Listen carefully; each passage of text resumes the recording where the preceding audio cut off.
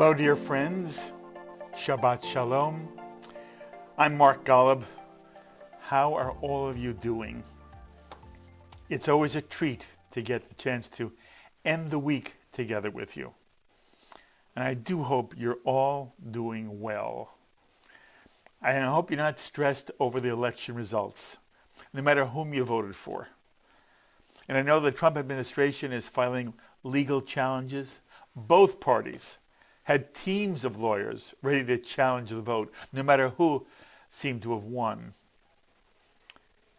And you know, I'm only a guy on TV. I've said this before. Just because I'm on TV or some of the anchors are on TV doesn't make any of us experts. And I'm certainly not a political expert, so I could be wrong. But my overwhelming sense is that the legal challenges will change nothing. The election is over. And on January 20th, we will have a new president, Joe Biden. And I hope every American and every American Jew gets behind our president, and that the next 4 years will be as productive and prosperous as possible for all of us. And we all know that Pfizer has announced it has developed a vaccine that has proven to be 90% effective. And it may soon start becoming available and distributed. And hopefully, priority will be given to those who are in the most vulnerable demographics, which includes those over 70 years of age. So maybe, there's a real light at the end of this oppressive tunnel. And imagine how happy we'll all be if we can emerge into the sunlight and be with the people we love, our children and grandchildren, parents and grandparents, our family, our friends. It may not be that far off now. And we also hope that the Biden-Harris administration appreciates the unique relationship the United States has with the State of Israel and doesn't rush to change U.S. policies on issues that will impact either Israel itself or the Israeli-Palestinian conflict. And I want to alert you that on Wednesday of this coming week, on a L'chaim roundtable, we'll be looking at what the Biden administration may mean for the State of Israel. And I'll be joined by Steve Boehm, Eric Yaffe, Betty Ehrenberg, and David Afun, four most articulate, passionate Jews and supporters of Israel. They do a fabulous job. We've already taped the hour-and-a-half discussion, and all four panelists were outstanding. And disagreements were expressed in the most respectful of tones. I think you'll like the program very much. You may not like everything any one guest has to say, but I really believe you'll appreciate the tone and the quality of the substance of the interchange. That's a L'chaim Roundtable this coming Wednesday night, 9 p.m. New York time, repeated at midnight for the West Coast, as well as the following Thursday afternoon at 3 p.m. New York time. I hope you'll watch. So I want to take a look at a couple of emails I received this week. I love to receive your emails. Anyway, here is a couple that just moved me. Ellen writes, Dear Rabbi, a few nights ago I watched your evening with Ernie Michel. I don't know what to say. He was just amazing. I want to ask you how he's doing. Is he still alive? I would love to contact him and mention a little bit about my experiences with Holocaust education. Ellen Rubin. I'm sorry. Ellen, Ernie Michel passed away in 2016 at the age of 92. He was a lovely, lovely man. as sweet a soul as ever walked this earth, and a very committed Jew. He did great things for the Jewish community, the Jewish world, a longtime Federation leader here in New York. And he was chairman of the first gathering of Holocaust survivors in Jerusalem in 1981. And then he wrote this book that you saw me talk to him about on L'chaim. It is called Promises to Keep, a superb book on the Shoah. Retells his own life. And he was there on Kristallnacht. He had been visiting a different city. He came home to see his synagogue destroyed on Kristallnacht, the event which many experts believe is the formal beginning of the Shoah, the night of broken glass.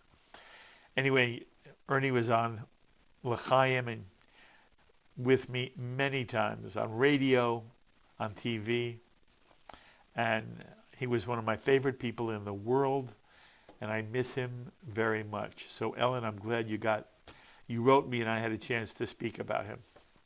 Okay, Lawrence writes, Dear Mark, I am a regular viewer of JBS on DirecTV.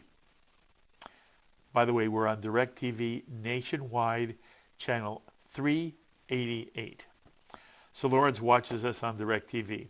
And then he writes, over the weekend, I even switched from our southern staple of college football to watch JBS. Now, that's a compliment. Somebody turned off college football to watch JBS. What greater accolade could there be? Lawrence, is so sweet of you. And then he continues.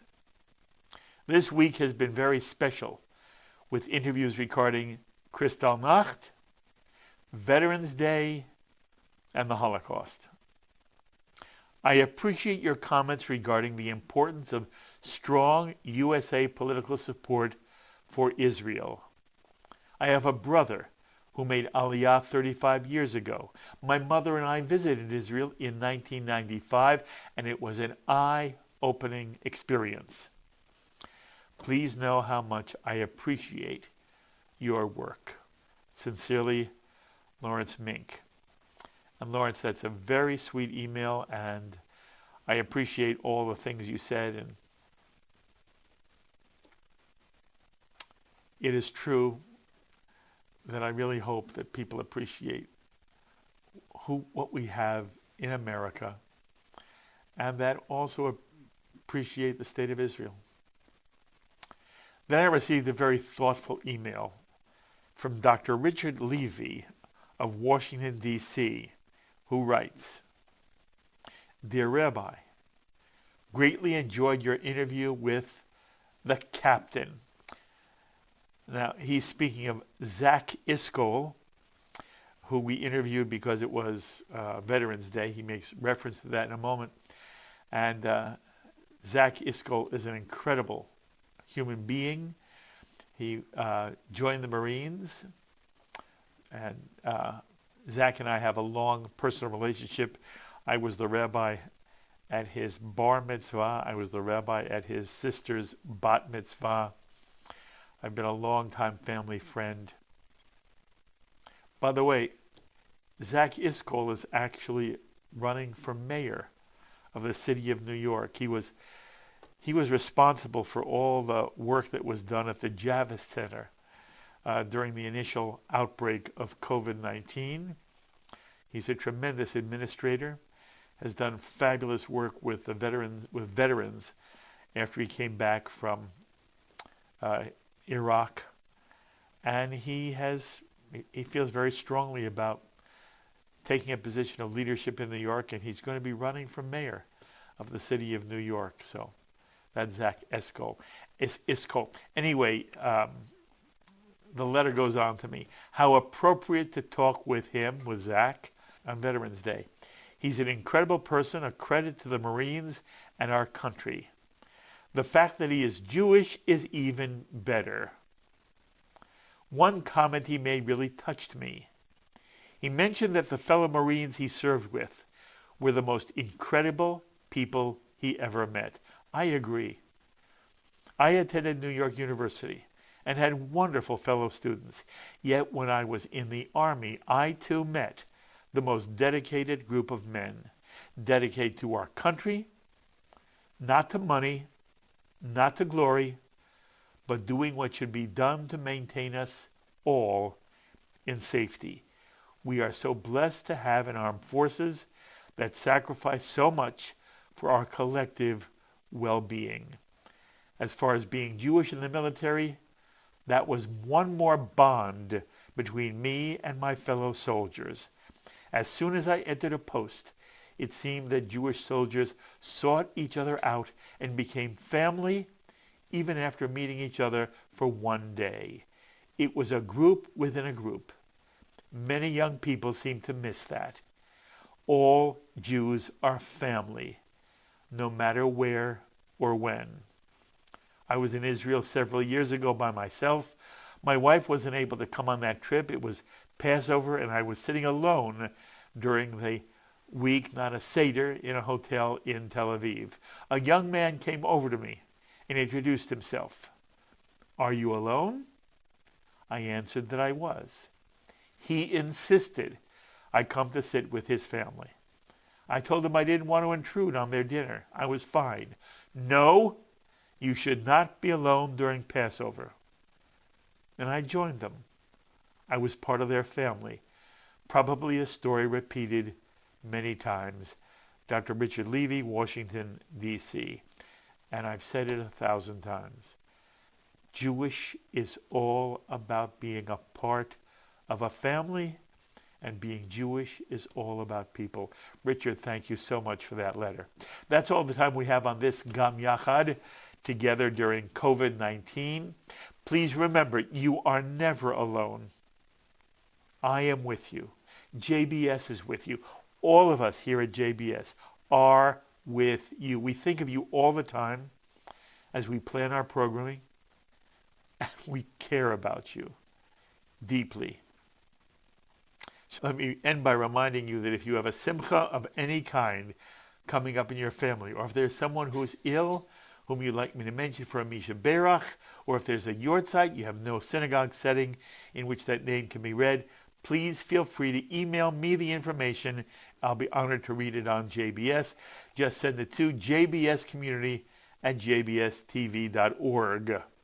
Or you can write me at Post Office Box 360, Stamford, Connecticut, 06904.